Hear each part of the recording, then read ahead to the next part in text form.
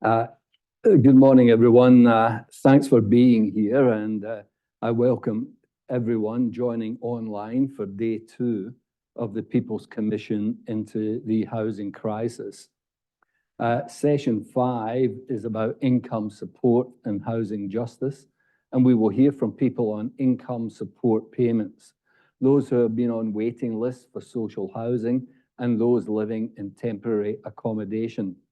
Each of our speakers will have 5 minutes to share opening remarks, followed by questions from the commissioners based on what you have shared in your submissions and here today. At the conclusion of the session, I will summarise what we have heard and draw it to a close. Before we get started, I want to acknowledge and thank all of our speakers for being here and online. I also want to take the opportunity to remind our participants that some of the topics covered may be heavy and that we can take a break at any time.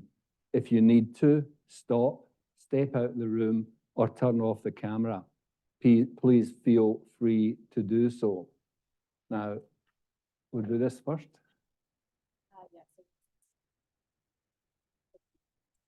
Yeah, now we have a couple of our witnesses who are just unable to be here today, but they are really keen to have their voice heard. And I might just read a statement from Scott. And Scott's statement goes as follows. My name is Scott. I am single and 52 years of age. I was born in Sydney and have lived and worked in Sydney for most of my life. In June 2014, while doing a push-up exercise, I suffered a labral and supraspinatus tear to my left shoulder. I hope there's no doctors here listening to that pronunciation. This failure also caused myself to suffer a serious neck injury. At the time, I was working for a bank where I was a noted high performer. I had been renting a small unit in Woolloomooloo for 7 years, an area and community I loved being part of. After continuing work for another 3 months, I was forced to stop working. I had developed severe pain in my right shoulder, which was a complication and compensatory from the neck injury, causing my head to be at an unusual angle along with sitting at a desk. After sick leave was used and with no income, I was forced to make a claim against an income protection policy attached to my super fund. For the next year, I saw specialists and different methods of treatment, was prescribed including cortisone shots, numerous MRIs, and drugs to alleviate pain. During this whole time, my psychological state plummeted with a mix of high-level anxiety and stress. I fell into a long-term depressive state. After years of income protection, I was still severely injured, and through strong anti-inflammatory and pain medication, my pain was more manageable. At this time, I was sent to the insurance company's independent doctor. I was also followed by a private detective. With their PI's observation and the independent doctor's report, the insurance company incorrectly deemed I was able to work part-time and stopped the payments. Even if I could have worked part-time, I would have not been able to sustain my existing living standard. This was a devastating development for myself, and being naive, I didn't know how I could fight it. I was thrown into absolute chaos with high levels of panic and anxiety. Not only did I have my injury, my life as I knew it was disintegrating. I briefly entertained suicidal thoughts.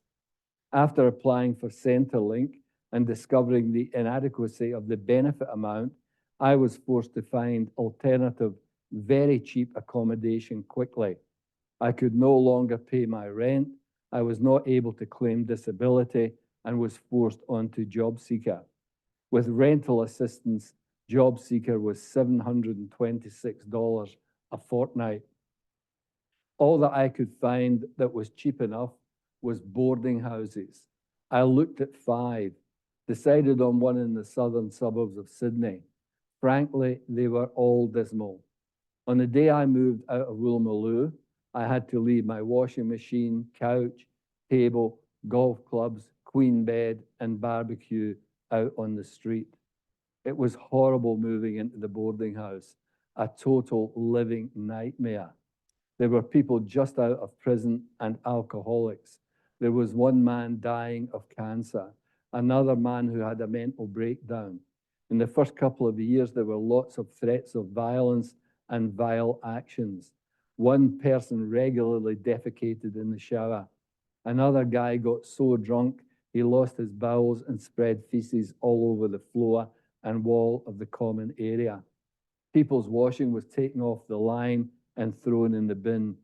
Twice residents were threatened with knives. With a new owner, eventually the situation was improved in the boarding house. Bad antisocial behavior is not tolerated, yet the horrible feeling and deep depression from living this way never diminishes. The contempt shown by neighbours and people living in the same street serves to exacerbate feelings of disconnect and unworthiness. New residents, uncontrollable events in the house, lack of cleanliness, and cockroaches in my house affect my mental state negatively. The boarding house is over 100 years old. There is no insulation. It is freezing in the winter and an oven in the summer. The residents lack full tenancy rights. The owners enter rooms at their will. In winter, they unlawfully want to charge us an extra $20 a week if we want to use a heater. They state that they reserve the right to unlawfully enter anyone's room at any time to search for a heater. The cleaning is inadequate and there is no pest control. In 2016, after no improvement to my neck, I was placed on a waiting list for surgery. The surgery was completed in 2017. After a long recovery, I was left with chronic inflammatory pain in both shoulders and neck, which is steadily getting worse. Since then, I have applied for hundreds and hundreds of jobs, and I've only been offered casual jobs, jobs that are given to anyone and have no security. 2 or 3 years ago, there were many affordable units ranging between $320 and $380 in Sydney.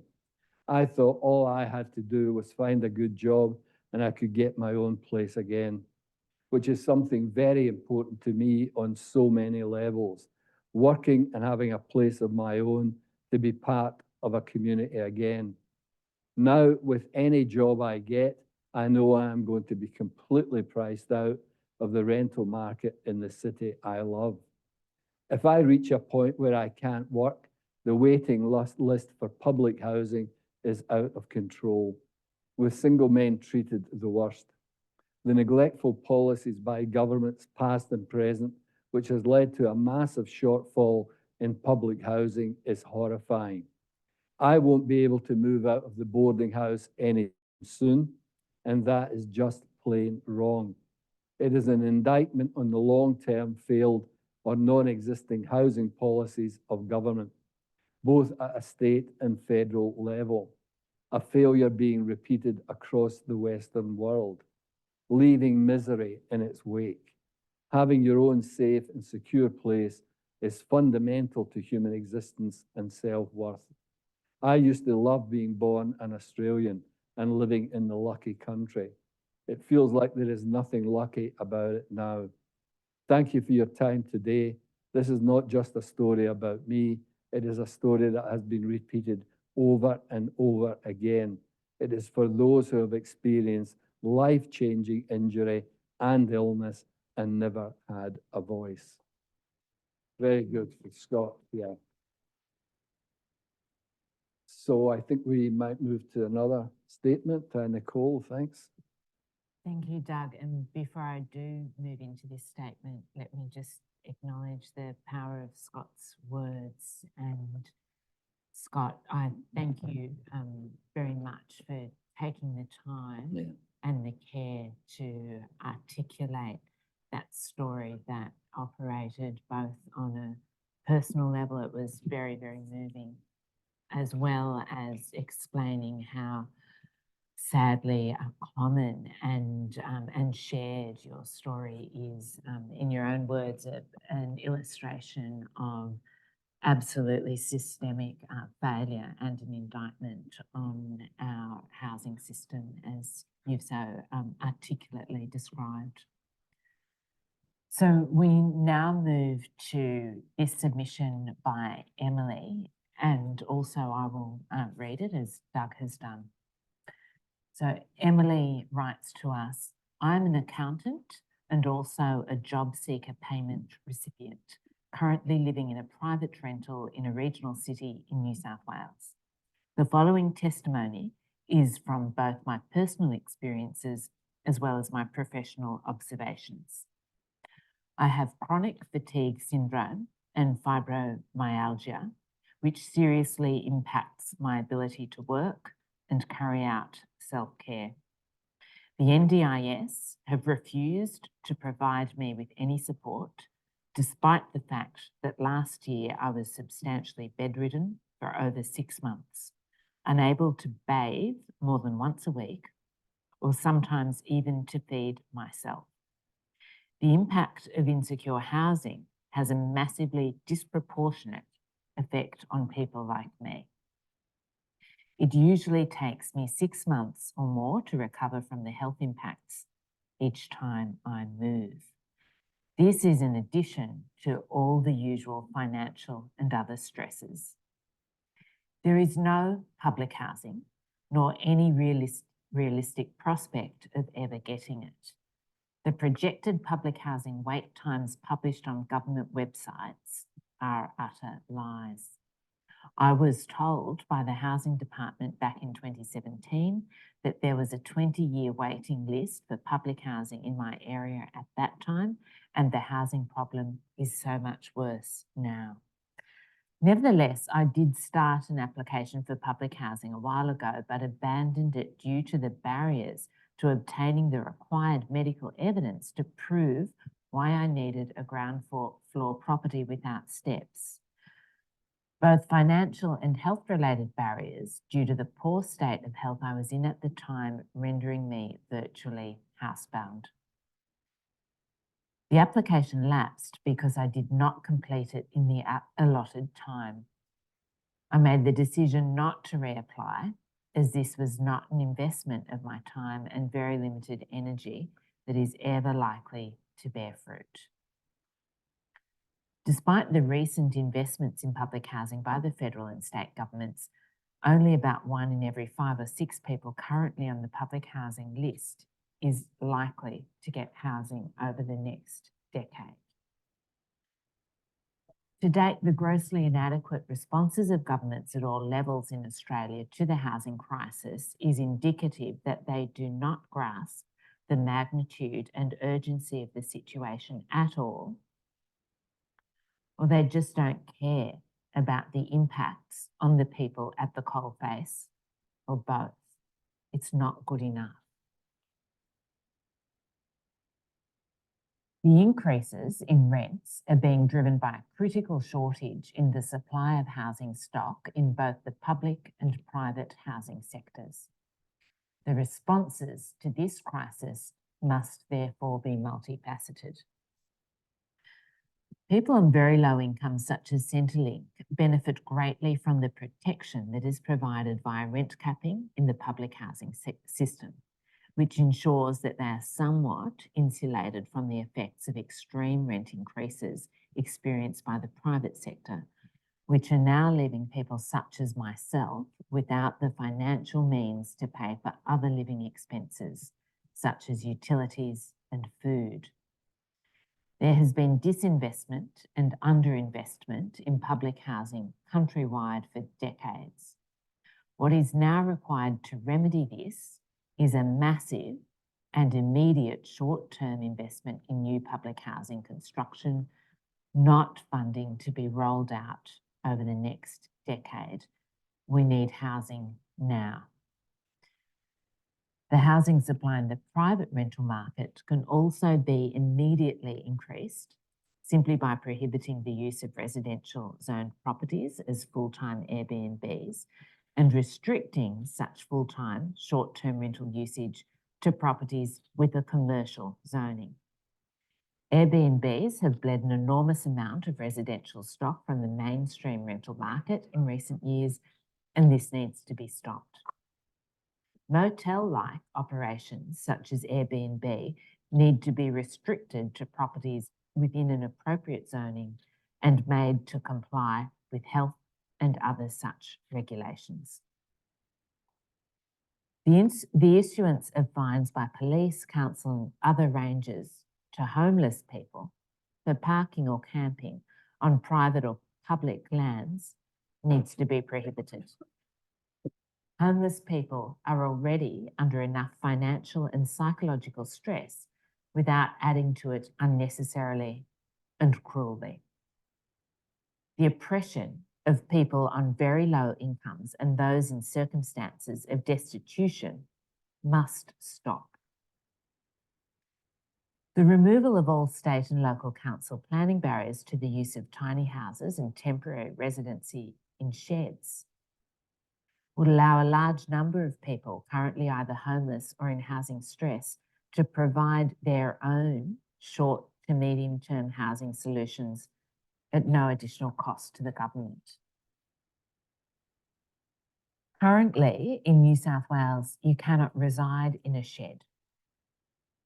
A development application, DA, must also be passed for any shed that is over 20 metres squared, which is the size limit on garden sheds that can be built without a DA. Furthermore, you must already have a DA approved for or an already constructed Class 1A dwelling before you can commence construction of a shed greater than 20 metres squared. In addition, in New South Wales, you cannot put a shipping container on any land without an approved DA, other than land that is zoned either rural or industrial. This limits options regarding storage of household goods and temporary shelter for those in dire need. You can also only put a tiny house on a block that already has a Class 1A dwelling constructed. This is done under the caravan exemption that allows a member of the main household to reside in a caravan, granny flat or tiny house that is on a registrable trailer.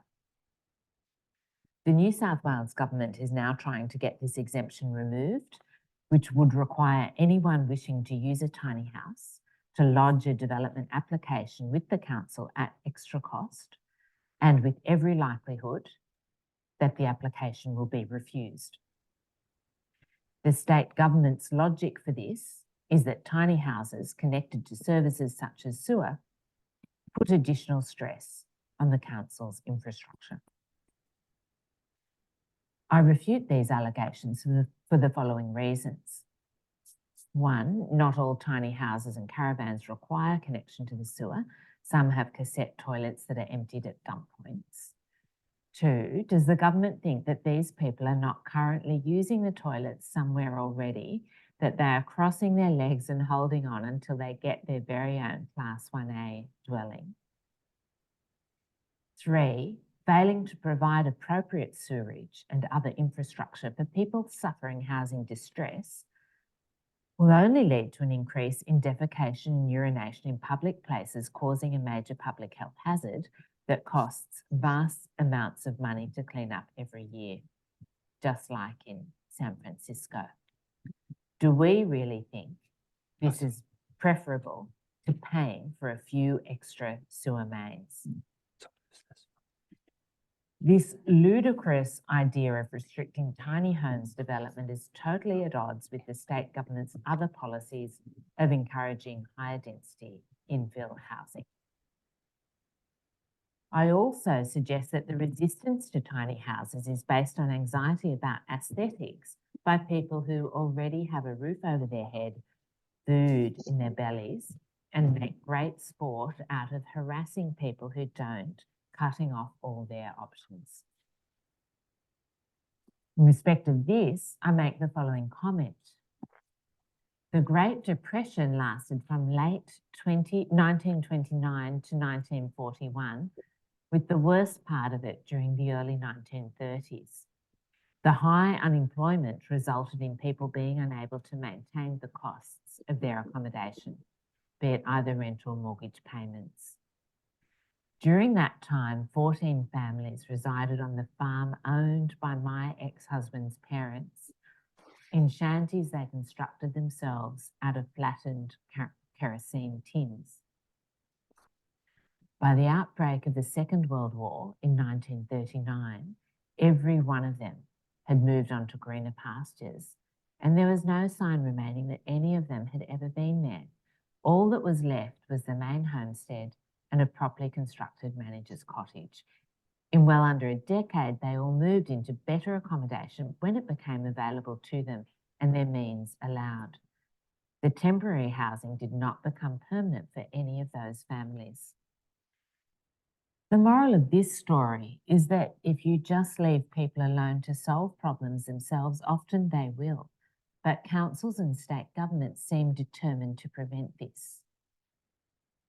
Another issue affecting everybody who is currently trying to get a development application passed for anything is the processing times.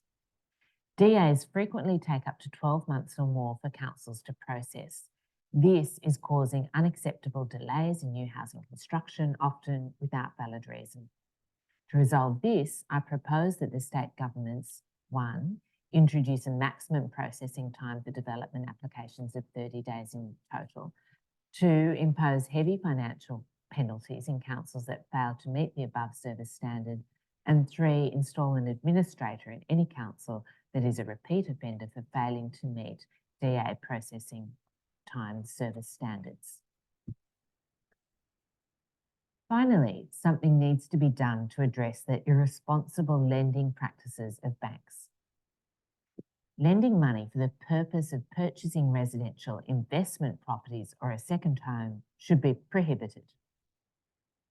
This profile of borrower is high risk, as they almost always meet their loan servicing requirements by the use of negative gearing.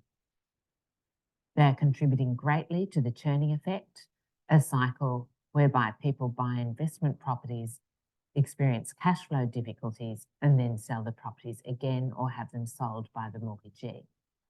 This generates revenue for both state and federal governments in the form of various types of taxes and duties.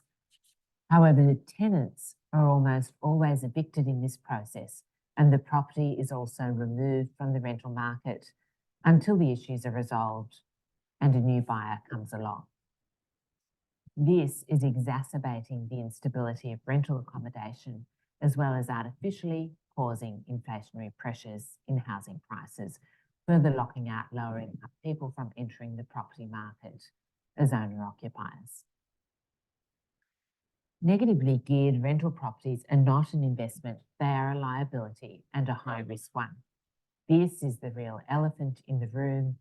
It's not so much the tax breaks that negative gearers have access to, it's the instability they contribute to the rental housing market that is the real problem. Thank you for your time. Well, thanks, Nicole, for reading that extremely powerful statement. It's quite clear that both Scott and Emily are really intelligent, articulate, strong individuals who find themselves in their current circumstances simply because of ill health. And this is just a shocking situation. The issues they raise are, really broad, but, bureaucracy who don't care, social welfare, payments that are insufficient, and uncaring, inflexible council. These are all issues of significant concern. So thanks for those really good statements that are to the point and I think represent what's happening to people all over the country. Now, I'm not sure if we got anyone online still. Sorry, Rachel? Yes, I'm Yep. here. Rachel, welcome, and thanks for appearing before the commission.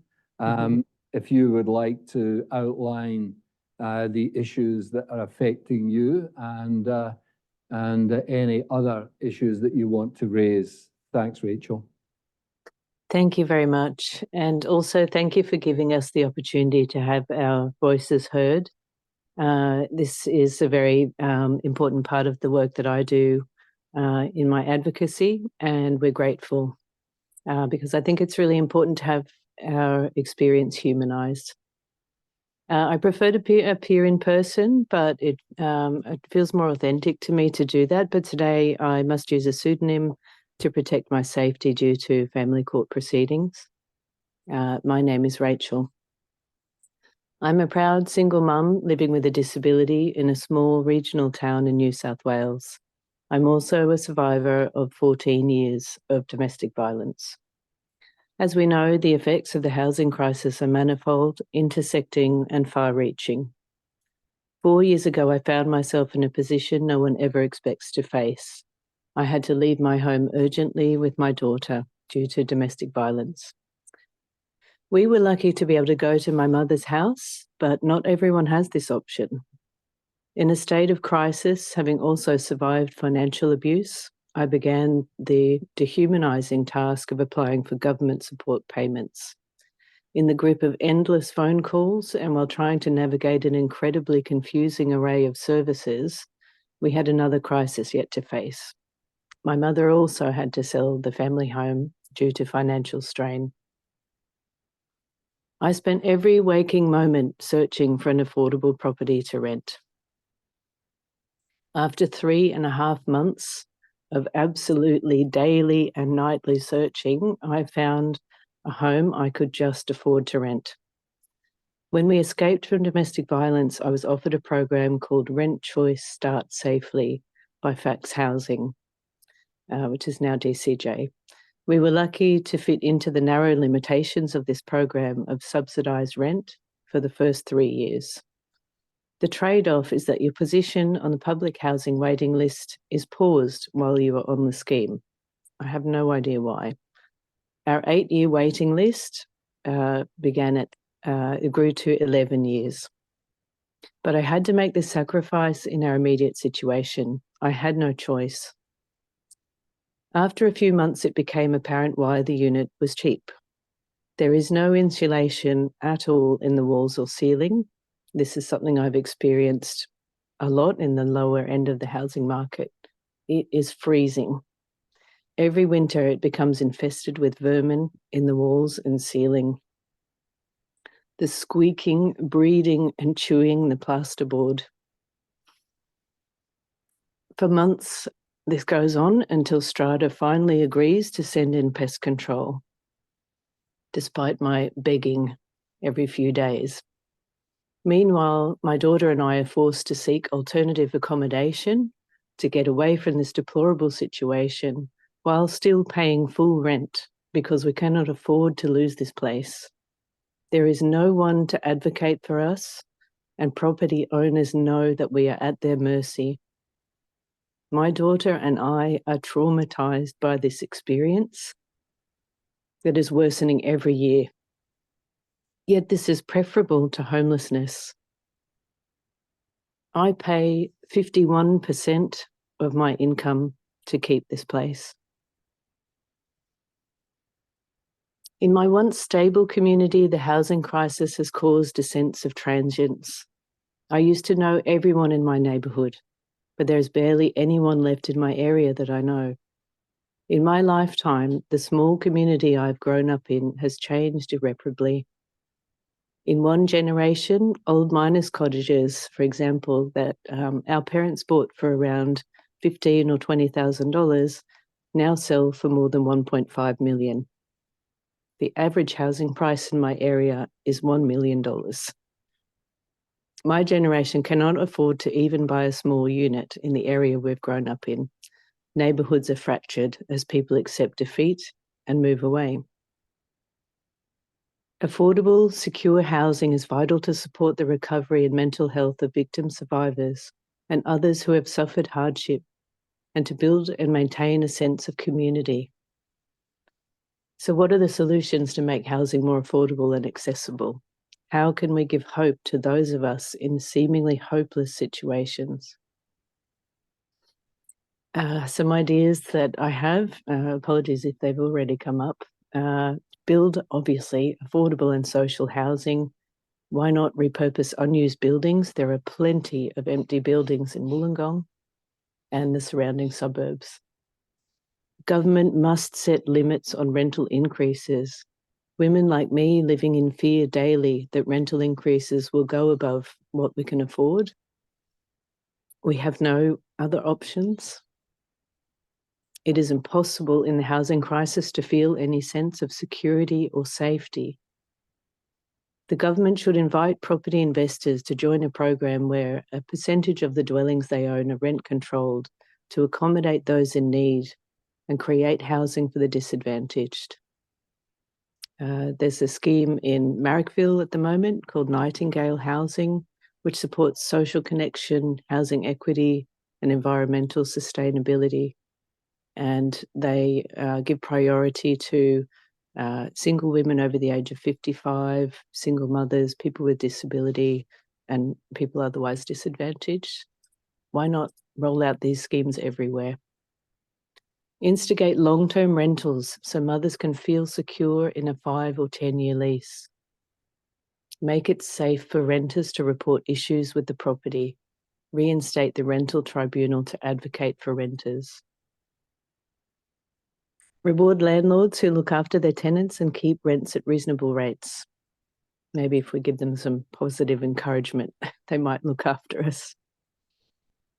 All I have ever wanted is to provide my daughter with a wonderful life and encourage her to seek out and pursue positive opportunities whenever they present themselves. This remains my focus, but I make many sacrifices to provide this, and so much feels tentative and insecure. With secure housing, people feel they have control over their lives and agency. Having a sense of agency helps to create psychological stability and flexibility in the face of many challenges. We need strong and inclusive communities where everyone can enjoy a sense of belonging and permanency. With secure housing, communities can thrive again. Every human being has the right to feel safe and has the right to thrive. Let's give people back their sense of security and pride in their communities. Let's empower them. It'll make a world of difference. In New South Wales, there is no housing justice today. We must fight to improve the lives of those who are most at risk. We must empower communities and give hope and safety to everyone. Thank you.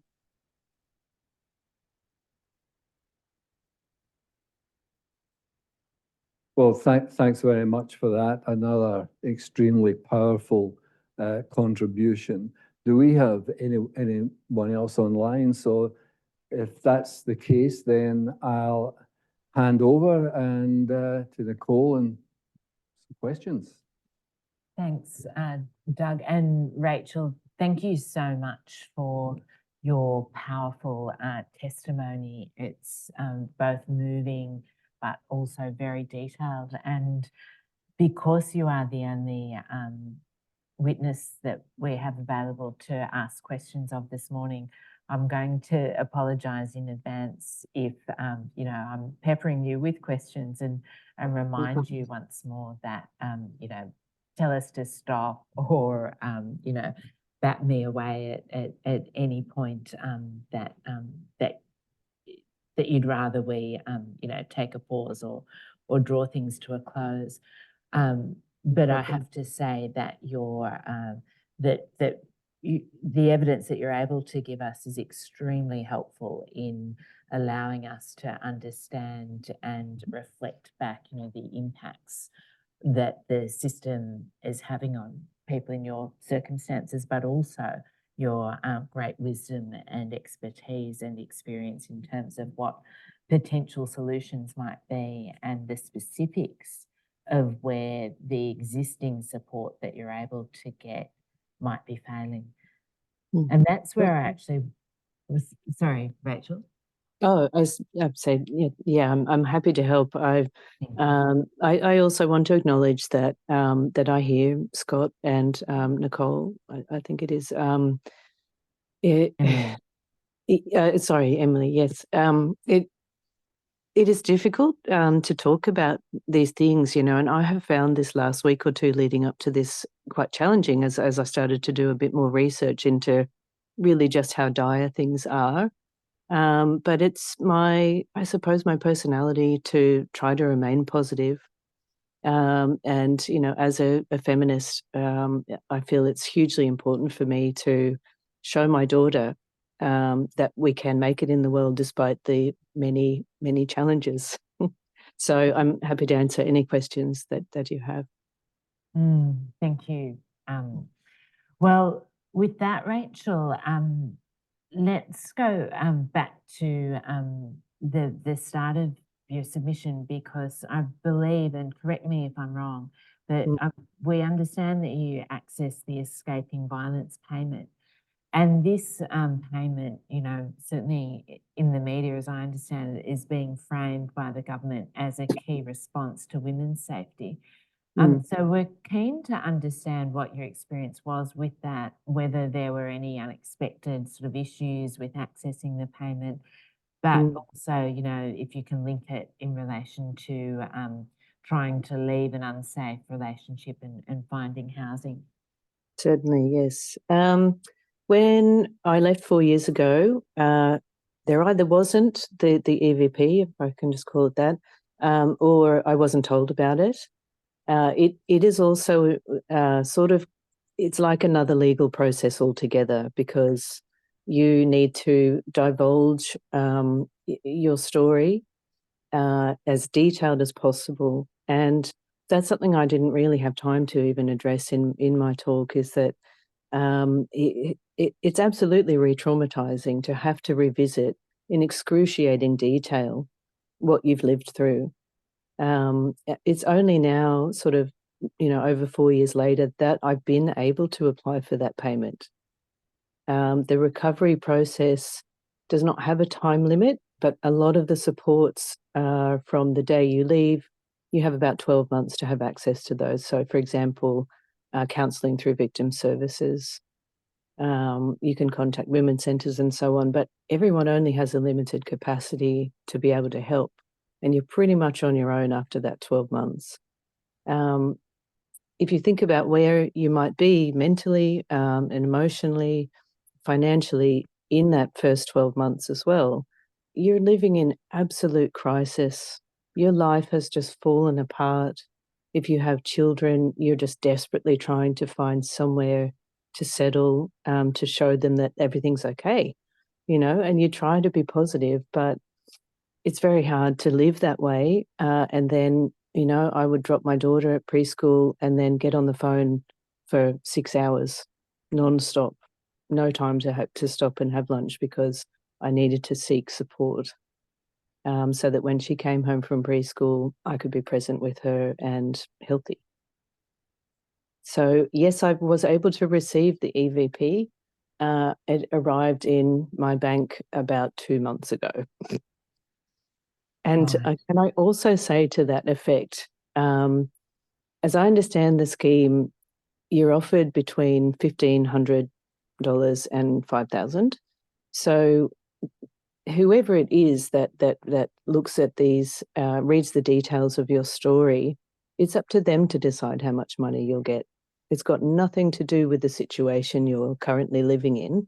It's just like, how badly do we think this person's been affected? I was given $1,500. Yep. I don't know what I'm supposed to do with that. That's about 3 weeks' rent. Right. Mm. Right. Thank you, Rachel. I don't want to sound ungrateful, but it was such an arduous and painful process, and I had to be helped through that process by legal aid through a community legal centre. Yeah, I'll assure you, you're not sounding ungrateful. You're describing a system that sounds extremely difficult to navigate for you know, reasons that aren't immediately apparent.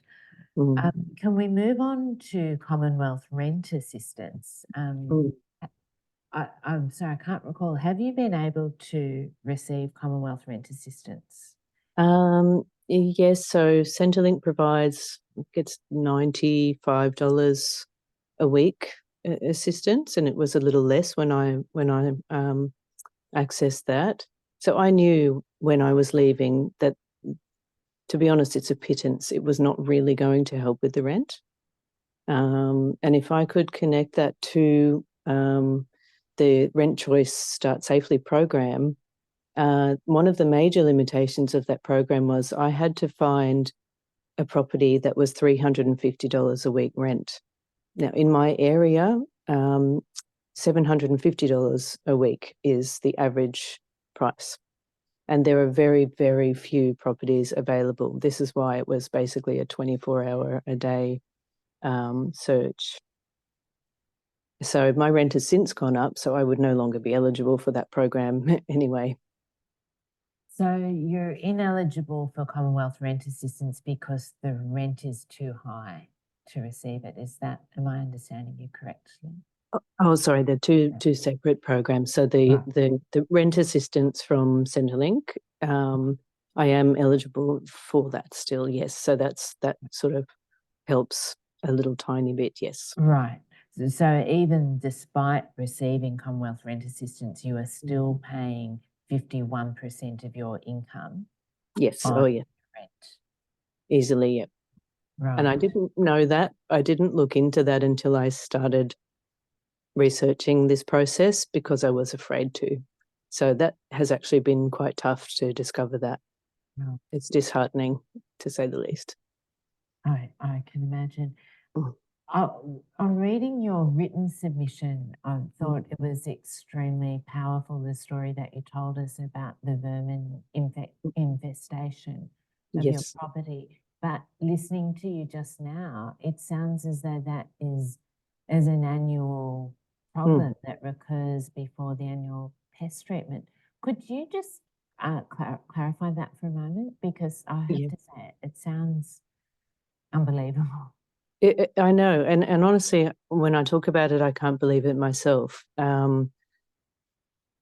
It does. It happened this year. It happened again in the summertime. Normally, it's a winter thing, so I'm dreading it at the moment. And when I put my daughter to bed, I'm sort of listening to see if I hear anything, because they won't do anything until they've already come into the walls and ceiling. Listening to it is absolutely traumatizing. It's disgusting. If they were in the house, I would prefer to be homeless, to be honest with you. I've lived in that situation momentarily before, and it was just revolting. So when it had gone on for months and months because of the rain that we had in the area, we had sort of 3 months of non-stop rain, and so they came in earlier than usual into the walls and the ceilings. And I was ringing the real estate, begging them every couple of days, please send somebody, please send someone. And they just kept palming it off to Strata. And Strata is an incredibly bureaucratic system. We're all just terrified to rock the boat. We don't want to tell landlords that we have leaking taps and barely any hot water and rats in the ceiling and mold on the walls when it rains, because we don't want to get kicked out. Nobody can afford to be in that situation. So we put up with it. I mean, I've rang them and said, could you please preemptively get the pest control guy in? Because he told me when he came and I was talking to him about the situation, he said they need to do a preventative thing where they cut down the trees around your property because the rats are just running up the trees and getting in through the roof. And they need to put the boxes outside and refill them every 2 to 3 months. Well, they certainly don't do that. And when I said, could they do something preventative, they just said no.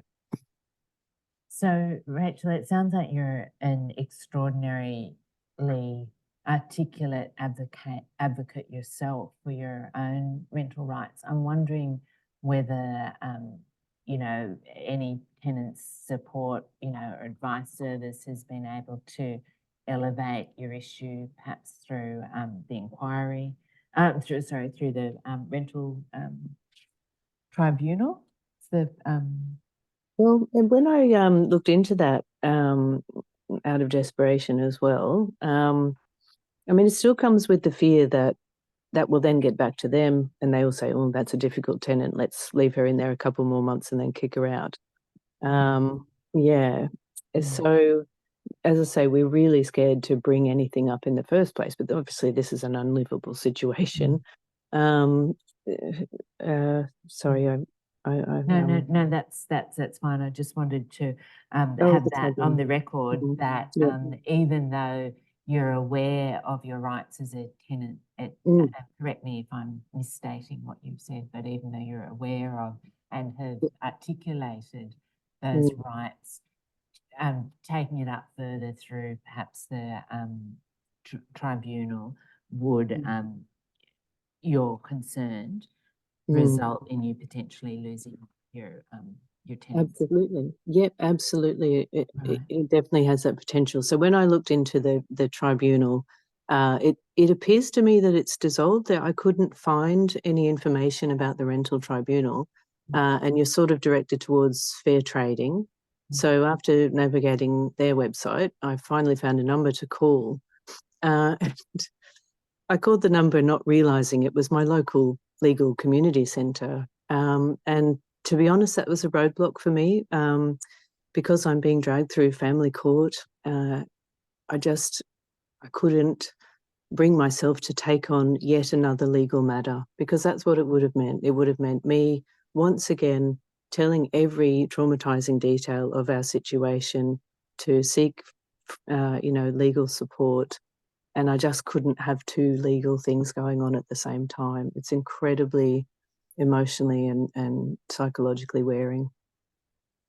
Yeah, I can imagine. I don't think many people would expect that they would need to push to a tribunal to remove vermin from their properties. So look, can I just, we've got a couple of minutes left, and I also want to say to you, if there's anything else, of course, that you would like to add that we're not asking you about, feel free to do so. But I did think I might ask you for a moment about the support that you've been able to obtain from Centrelink staff, because certainly one of the themes that has come out in submissions is staff being unable to exercise sort of the power and discretion to support people perhaps in ways that they like. Is that been something that's been a factor for you at all?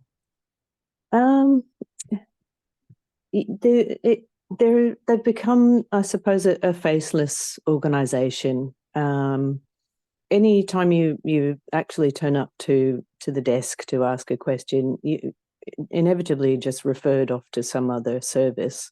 If you try to get through on the phone, it's hours of waiting, and these things are hard to do. It's hard to motivate yourself to sit on the phone for a couple of hours just to get through to someone who there's every chance they're just going to palm you off again.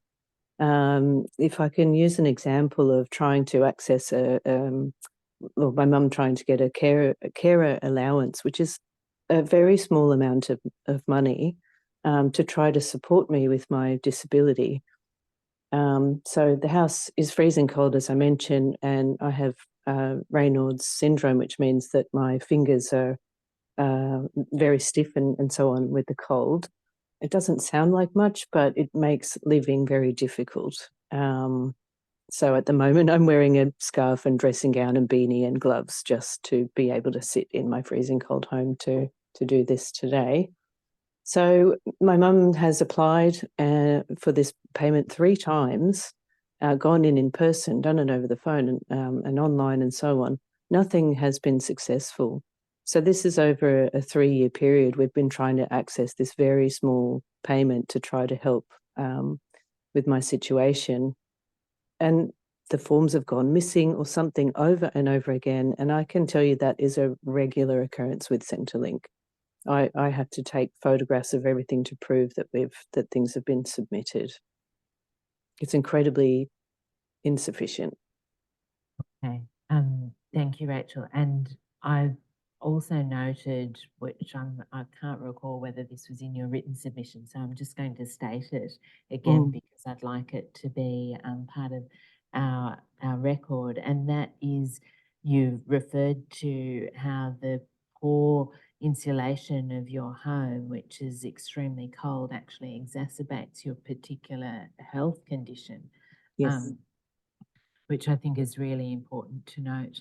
Look, the last question I've got almost sounds a bit trite in the context of all of the other things that you're dealing with, but I'm sure is also an important thing to factor in, and that is in relation to rent increases. So, unlike other countries where living in permanent in the private rental sector is regarded to be a sort of a long-term form of housing tenure, Australia doesn't really have any systematic protections against the rate or the amount of rental increases. And I'm just wondering if you could share with us whether what kind of an impact it might have on your own mental health or well-being if there were limits on the amount of rental increases that you could be facing. I mean, absolutely. If there were limits, if you had any idea of any sense of security for even 6 months, because the rent does tend to go up every 6 months. And everybody is just sort of clutching onto what they have. And every time the rent goes up another $10 a week, I think of what I can sacrifice. I know there's no point at the moment in even looking for alternative accommodation because I won't find anything at the price that I have or the price that I can afford. So I just don't go to the specialist. That's $450. So I just don't do that. So I manage my own health condition as best as I can. We don't go to I don't go to the GP. It's the same for everybody, I use the old medication rather than getting the new stuff, and I just hope it's still effective. So we tolerate the rental increases, but it is something that I'm concerned about every time I see any, movement in the property. What if someone moves out? What does that mean? Does that mean they're going to sell the building and we're going to be homeless? There's no longer a family home to go to, and I know a lot of people are in the same situation. I know many people in their 60s who, once the family home is gone, they end up with, in our area, you can get a 6-month lease. So a lot of people are having to move every 6 months. I don't want us to be in that situation. I couldn't imagine the negative psychological and emotional effects of having to move house every 6 months, particularly when you have a child in school. I use this word a lot, I do feel that we're very lucky. Unfortunately, having a university education hasn't protected me from this situation. It didn't protect me from domestic violence.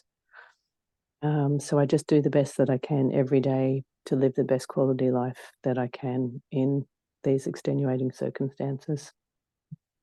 Thank you so much, Rachel. And I note that in addition to the rent increase issue, you've also pointed out the need for long-term secure leases as well, in addition to all of the other, rich and very powerful insights that you shared.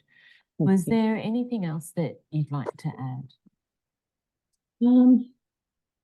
I just feel that Australia could be doing better. I know in other countries you can get a long-term lease, and that's a common thing. That's not a rare thing that has to be rolled out by governments. I think it concerns me that people aren't more compassionate, that they're not trying to look for people who they could house who might need a bit of extra support. They're looking for every time, the double income. They want financial security for themselves, but they're not thinking about other people. And what sort of society do we live in if we're not going to look after those who might be disadvantaged for any reason? We need to do better. Quite. I'll pass over to Doug. Thank you so much, Rachel. Thank you. Well, thanks very much. And once again, I think that we owe a great debt to Emily, Scott, and Rachel for outlining how they are experiencing what, in my view, is a rental system, private rental system that's not fit for purpose. You know, Rachel has systematically outlined some of the problems that accessing tribunals is either non-existent or no good.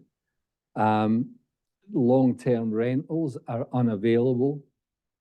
That even when you get support, it's got an effect on your position in the waiting list for public housing. The issue that we hear from many people that if you can't afford to live in a certain area, go and find a cheaper area is just a myth, that it's unaffordable wherever you go. And good public housing, again, is being proffered as an answer to the problems, yet governments have abandoned what was one of the greatest social improvements in this country, and that was establishing public housing. Rachel raised the issue of Nightingale housing and how that can help, and maybe we should have a look at how that fits in to any future report. But fundamentally, what comes through time and time again is that people with a steady income, people with a good life, if they get ill, can end up in horrible situations. And we've seen more and more about that. Rachel raised the issue of getting flexibility into development applications so more flexibility can take place. But I'm sure around some of the wealthier suburbs, if listening to that, they'd be horrified that we could have poor people in the area. The CRA is not sufficient. I mean, what Rachel indicated was that she could afford 350, but the average was 750 for housing.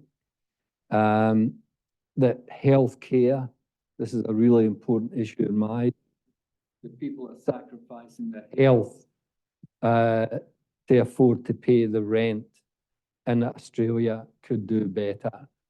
And I think on Rachel's concluding view that Australia could do better, I think we should think about that during the break, because I've got no doubt that we can do much better. And again, thanks, Emily. Thanks, Scott. And thank you, Rachel, for your articulate outline of the situation you find yourself in, and you are not alone. So I think we're wrap up for this session, and we will commence back at, let me find it, 11 a.m. Thanks, everyone.